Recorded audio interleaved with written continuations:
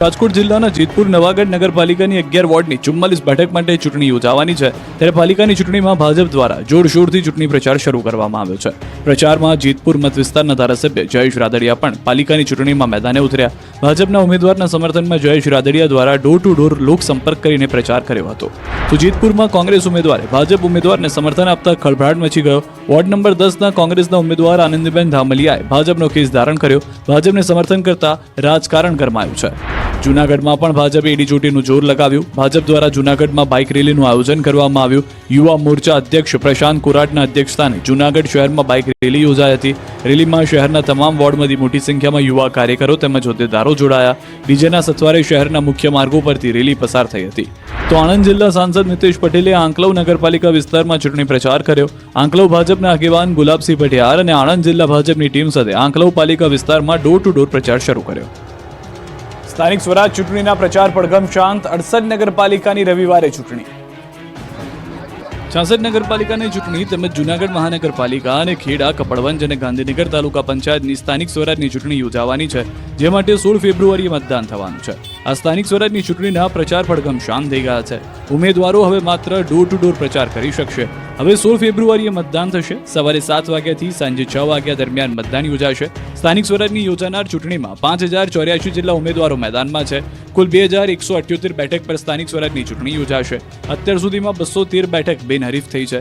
3 બેઠક પર ઉમેદવાર જ નથી, એટલે કુલ 1962 બેઠક પર મતદાન યોજાશે। આ વખતે ચૂંટણીમાં ત્રિપાખીયો જંગ છે। કોંગ્રેસ, ભાજપ અને આમ આદમી પાર્ટી એમ ત્રણેય પક્ષના ઉમેદવારોમાંથી જનતા કોને વિજયી બનાવે છે તે તો 18 તારીખના પરિણામ પરથી જ ખ્યાલ આવશે। 2 રૂપિયાએ બગાડી રાજકોટના મેયરની છબી, કોંગ્રેસે લગાવ્યા ભ્રષ્ટાચારના આક્ષેપ। સરકારી ગાડીમાં પ્રયાગરાજનો પ્રવાસ રાજકોટ મેયરને મોંઘો પડ્યો। હવે રાજકોટના મેયરનો પરિવાર સરકારી કારમાં પ્રજાના પૈસે મહાકુંભમાં ડૂબકી લગાવવા ગયા હોવાના વિવાદમાં નવો જ વળાંક આવ્યો। મહાકુંભમાંથી પરત ફરેલા મેયર નૈનાબેન પેટડિયાએ દાવો કર્યો છે કે તેઓએ કિલોમીટર દીઠ 10 રૂપિયા ચૂકવી દીધા છે।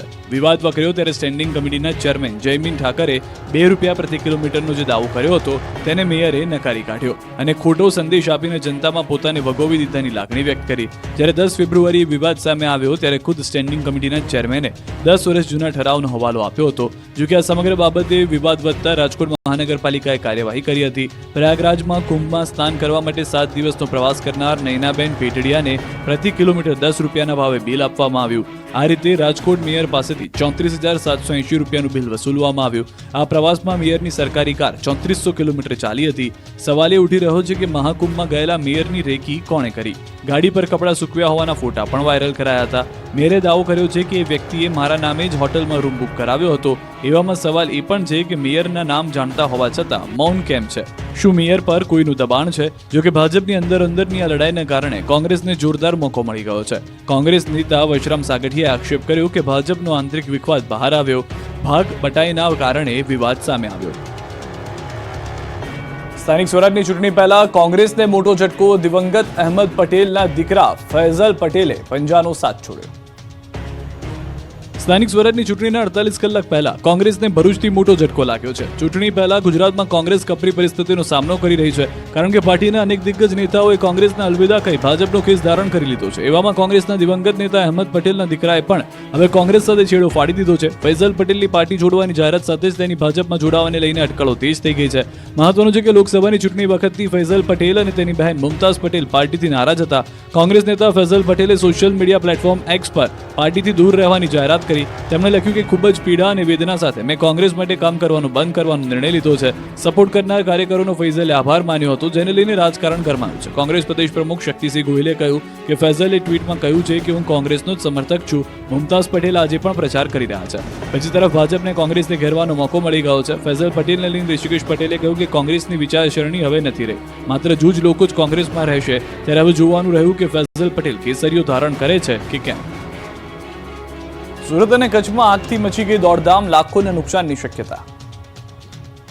સુરતના પૂણા વિસ્તારમાં આવેલી દુકાનમાં આગ લાગી હતી। કોઈ કારણોસર આગ લાગતા નાસભાગ મચી ગઈ। પૂણા વિસ્તારમાં આવેલી ભૈયાનગર શુભ પ્લાઝાની દુકાન પડકે બળી।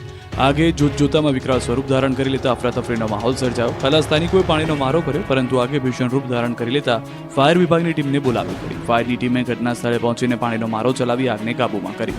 તો કંડલા સ્પેશિયલ ઇકોનોમી ઝોન સેઝના શુક્રવારે સવારે મોટી દુર્ઘટના સર્જાઈ હતી. સેક્ટર 2 માં આવેલી બાબુ ઇન્ટરનેશનલ અને એક્સપોલી નામની બે કપડા ફેક્ટરીમાં ભીષણ આગ લાગી. યુનિફોર્મ સહિતના કપડાં બનાવતી આ ફેક્ટરીમાં આગ લાગી હતી. પ્રથમ એક ફેક્ટરીમાં શરૂ થયેલી આ આગે ધીમે ધીમે બીજી ફેક્ટરીને પણ પોતાની ઝપેટમાં લીધી. આગની જાણ થતાં જ ખાનગી એકમના ફાયર ફાઇટરો અને મહાનગરપાલિકાના અગ્નિશમન વિભાગની ટીમો તાત્કાલિક ઘટના સ્થળે પહોંચી ગઈ. આગને કારણે આસપાસના વિસ્તારમાં અફરાતફરીનો માહોલ સર્જાયો. અગ્નિશમન વિભાગની ટીમો દ્વારા આગ પર કાબુ મેળવવાની કામગીરી યુદ્ધના ધોરણે હાથ ધરવામાં આવી. પ્રાથમિક અંદાજ મુજબ આગને કારણે લાખો રૂપિયાનું નુકસાન થયું, જોકે કોઈ જાનહાની થઈ નથી.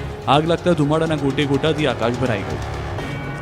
અંબાજીમાં ત્રિશુલિયા ઘાટ પર ગમકવાર અકસ્માત તો અંકલેશ્વરમાં ટ્રક બન્યો કાર.